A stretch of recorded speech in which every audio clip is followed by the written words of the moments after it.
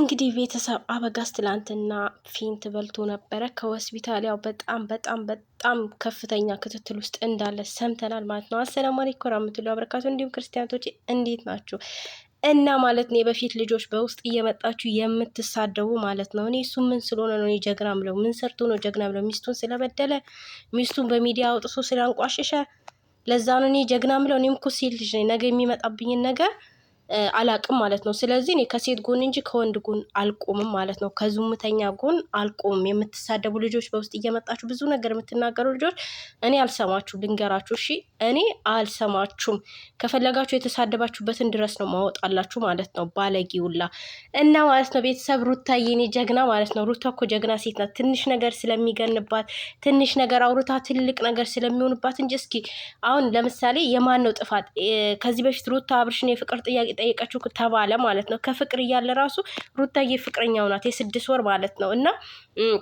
እና ማለት ነው የፍቅር ጥያቄ እንደዛ ስታቀርብለት በጣም በቃ ተቀብሏት ህዝቡ ዛሬ ላይ እየተረገጠችበት ምናምን። እሺ ባለትዳር ወንድ ልጅ ያለው ያልተፋታ ወንድን መጠየቅ ነው ወይስ ደግሞ ፍቅረኛ የሌለው መጠየቅ ነው የሚያሳፍር? የቱ ነው የሚያሳፍር? ኤርሜላ ነው ወይስ የሩታ ነው የሚያሳፍረው? እናንተ ራሱ ጭንቅላታችሁ ማገናዘብ አይችልም። የእንትና የመዳም ሩዝ ደፍኑባችኋል ማለት ነው። እና በዚህ ልክ መታችሁ እኔ መሳደብ አትችሉም። እኔ አሁንም ቢሆን ነገም ዛሬ ምንም ታደርግ ምንም ከሩታ ጎን ነኝ ማለት ነው። ከሴት ልጅ ጎን ነኝ፣ ከየትኛውም ሴት ልጅ ማለት ነው። በተለይ ከቡታጀራ ወንዶች እዚህ ጋር መጥተው ቢያለቅሱ ቢበደሩ ራሱ ከነሱ ጋር አልሆንም። ለነሱ ደግፌ ጀግና እያልኩኝ አንበሳ አላወርድላቸው ማለት ነው። ምድረ እከካሙላ እኔን መሳደብ አትችሉም፣ እኔንም መናገር አትችሉም ማለት ነው። እስኪ ራሳችሁን ተመልከቱ። ምን ላይ ሆናችሁ 24 ሰዓት ቲክቶክ ላይ ተዘብዝፋችሁ ኝኝኝ አይሰለቻችሁም? እንዲ አመት ሙሉ በቃ አላችሁ እኮ አይበቃችሁም? አይደብራችሁም? ሰው መሳደብ፣ እናት መሳደብ፣ ማንቋሸሽ አይደብራችሁም? በአበጋዝ ምክንያት አበጋዝ እኮ ሰው የሚሰደብለት አይነት ሰው አይደለም። ሰው የሚጣላለት ሰው አይነት አይደለም። ስንት ነገር ዋጋ ከፍላችሁ ስንት ነገር አርጋችሁለት ዛሬ ላይ እናንተን አከበራችሁ? እንዲ አላከበራችሁም እኮ ዝቅ ነው ያደረጋችሁ። በእኔ ህይወት አይመለከታችሁም አላችሁ። ያኔ ግን ይመለከታችኋል ብሎ ብዙ ነገር እንተዋወቃለን። የበፊት ልጆች ማለት ነው። እኔ መናገር አትችሉም። እያንዳንዱን ነገር ነው ማወጣባችሁ ማለት ነው። እኔን መናገር አትችሉም እና አፋችሁን ያዙ። እየመጣችሁ አፋችሁን አትክፈቱ ማለት ነው። ስለዚህ አብርሽን እኔ አልደግፈውም። አሁንም ቢሆን ትክክል ሆኖ ከመጣ በስነ ስርዓት ከመጣ ማለት ነው እደግፈዋለሁ። በፊት እንደምደግፈው ማለት ነው። አበረታታዋለሁ ማለት እደግፈዋለሁ ስላችሁ ላይክ አረግለታለሁ፣ ቪዲዮን አይለታለሁ ማለት ነው። ከዛ በዘለለ ልክ እንደናንተ ሞኞኜ ገንዘቤን አልበትንለትም። ይህንን ማወቅ አለባችሁ ማለት ነው። ገንዘባችሁን የበተናችሁ ዛሬ ላይ እሱ እንደዚህ አይነት ስራ ሲሰራ አቁም ስትሉት እምቢ ሲላችሁ አይመለከታችሁም ሲላችሁ ማለት ነው ቀጠል እረር ያላችሁ ልጆች ማለት እስኪ ሩታን ተመልከቷት። አንድ ቀን ክፉ ቃል ካፏ ወጥቶ አያውቅም። አንድ ቀን ወዴንስን ተናግራ አታውቅም። በክብር ነው የምታናግራችሁ። ስታወራ ራሱ ንግግሯ ክብር አለው ማለት ነው። እሱ ግን ሲያወራ በጎች እያለ ነው የሚሰድባችሁ እናንተን ማለት። ግን እናንተ መቼም አይገባችሁም፣ መቼም ማለት ነው ሊገባችሁም አይችሉም። ምክንያቱም ያልተማረ ሰው እንዴት ይገባዋል? ያልተማረ ሰው ማለት ነው። ተምሮ እንዳልተማር ያው አብዛኞቻችሁ ያው እንግዲህ እንደምናውቀው ነው ማለት ነው። እና እየመጣችሁ እኔ ላይ አፋችሁን አትክፈቱብኝ፣ አትሳደቡ፣ አይመለከታችሁም። እኔ የፈለኩትን እዤ መጓዝ መብቴ ነው፣ መደገፍ መብቴ ነው ማለት ነው።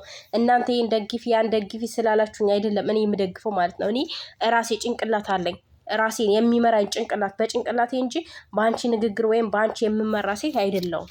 ገብቷችኋል አይደል? አይደለም። ይሄንን ደግሞ ታውቃላችሁ ለማን እንደሆነ መልሱ ማለት ነው። እና በዚህ ልክ እንደዚህ መሆን የለባችሁም። የውላችሁ ሆስፒታል ገባ በውሽሚት ምክንያት ማለት ነው። በማን ምክንያት? በውሽሚት ስሟን መጥራት ራሱ አልፈልግም ማለት ነው። ቆሻሻ ሰው እኔ ስሙን መጥራት አልፈልግም።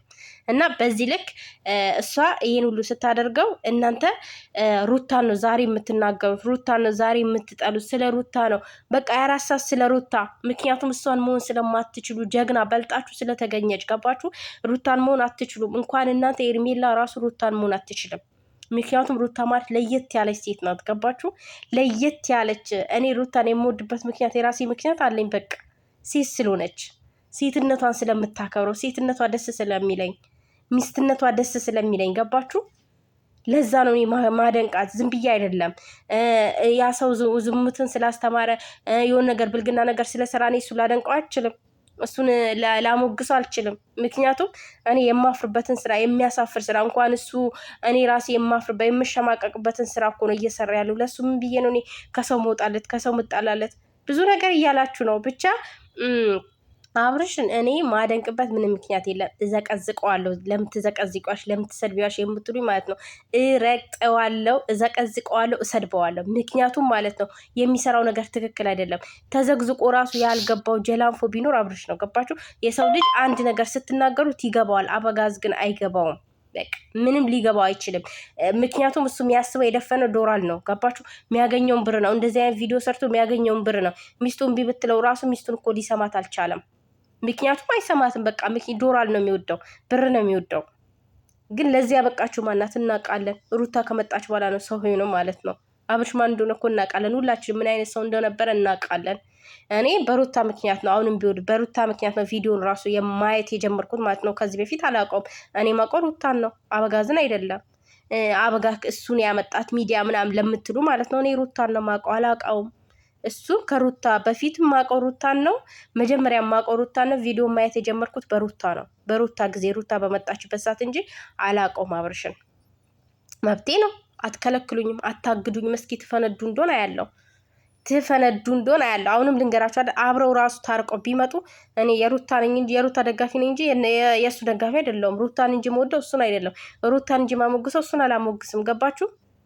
እስከዛሬ ድረስ እያስተላለፈ ያለውን ነገር ካላቆመ ቢያቆም ራሱ አቁሙ ራሱ ከሚስቱ ጋር አብሮ ቢመጣ እኔ ከሚስቱ ጎን እንጂ ከሱ ጎን አይደለሁም። በቃ ለምን እኔ ከሱ የምማረው ነገር ከሌለ ቆሻሻ ነገር የሚያሳየኝ ከሆነ ማለት ካልፈለግሽ አለማየት ነው የምትሉ ማለት ነው። ልጆቻችሁ ያዩታል እኮ ወጣት ወንድሞቻችሁ ሊያዩ ይችላሉ። ነገር እንደዚህ አድርጉ ነው እያለ ያለው እሱ ማለት ነው። ምንም ትምህርት የለውም እኮ ህይወት። በቃ እንደዚህ ብጥብጥ አድርጋችሁ ሌላ ሴት ጋር መሄድ ይቻላል። እሷም ሌላ ወንድ ጋር መሄድ ትችላለች። ግን ሴት ናታ ሩታ ማለት ሴት ናት፣ ጀግኒት፣ የምታስለቅስ ገና ታስለቅሳለች። ጠብቅ ማለት ነው አንተን። እሷ እኔ ካላስለቀሰች የምሬ ነው የምላችሁ፣ ታያላችሁ። ሩታ ታስለቅሰዋለች አበጋዝን ማለት ነው። ትላንትና እንደዛ ስትለምንክ እንደዛ ስታረግክ እንደዛ ስታመነጫጭቃት አልግዘ። ዛሬ ግን አንተ ለምነክ ራሱ አታገኛትም፣ ተስለክ ራሱ አታገኛትም። ያቺም ያው አፈቅራለሁ ብላለች። ከሷ ጋር እንግዲህ ሚስትክ ልሁን አለች ደፍራ ማለት ነው። ለሚስትክ አታረጋትም? ያው ማግባት ቀላል አይደለም። ሚስትክ ለምን አታረጋትም? ሚስትክ ልሁን። ሴት ልጅ እንዴት ነው ወንድ ልጅ ነው እንጂ ሚስቴ ውኝ ብሎ የሚጠይቀው? ሴት ልጅ እንዴት ሚስትክ ልሁን ብላ ትጠይቃለች? በጣም ከባድ እኮ ነው። ሚስትክ ልሁን። አረ ወገን ወዴት እየሄድን ነው? የምር እኔ ሩታን የምር እንኳንም የሩታ አድናቂ ሆንኩ፣ እንኳንም የሩታ ወዳጅ ሆንኩ ማለት ነው። ለምን በቃ የተከበረች ሴት ስለሆነች፣ ክቡር ስለሆነች፣ ቆራጥ ስለሆነች። በቃ ሴት ልጅ ከቆረጠች እንደዚህ ነው። ሴት ልጅ ከቆረጠች የምታደርገው ነገር ደስ የሚል ነገር ነው።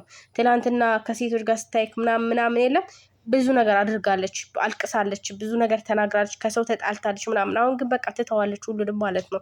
ስለዚህ ማለት ነው ነገ እንግዲህ ያንተ በጠብጣለሁ ካልክ ያው እንግዲህ የሚጠብቅ እስር ቤት ይሆናል ማለት ነው። ከርቸሌ ይሆናል ማለት ነው። አበጋዝ እንግዲህ ለሁሉም ነገር መዘጋጀት ያስፈልጋል። ተዘጋጅ ማለት ነው። ዛሬ እንግዲህ ፋሚሊዎቼ አብርሽ ሆስፒታል ነው ይመጣላቸዋል ማለት ነው። ከሆስፒታል